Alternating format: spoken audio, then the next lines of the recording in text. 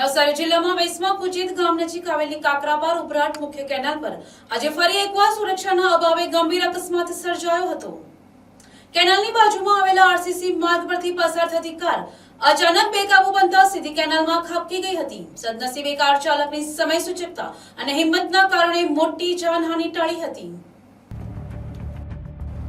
મળતી માહિતી મુજબ GJ01 RW0054 નંબરની કાર કેનાલ કિનારે આવેલા માર્ગ પરથી પસાર થઈ રહી હતી ત્યારે ચાલકે સ્ટીયરિંગ પરથી કાબુ ગુમાવ્યો હતો।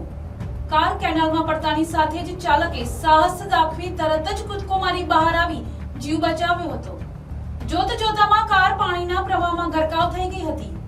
ઘટનાની જાણ થતાં જ સિંચાઈ વિભાગનો કાફલો તાત્કાલિક ઘટના સ્થળે દોડી આવ્યો હતો। કારને બહાર કાઢવા અને બચાવ કામગીરી સરળ બનાવવા માટે વિભાગ દ્વારા કેનાલમાં પાણીનું લેવલ ઘટાડવાની કામગીરી હાથ ધરવામાં આવી હતી। સ્થાનિકોના જણાવ્યા અનુસાર થોડા દિવસ પહેલા પણ આ જ સ્થળે એક ઓટો રિક્ષા કેનાલમાં ખાબકી હતી। તે સમયે કેનાલમાં પાણી ન હોવાથી ચાલકનો ચમત્કારિક બચાવ થયો હતો। વારંવાર અકસ્માતો બનતા હોવા છતાં કેનાલની બાજુમાં કોઈ લોખંડની રેલિંગ કે પ્રોટેક્શન વોલ ન હોવાને કારણે લોકોમાં રોષ જોવા મળી રહ્યો છે।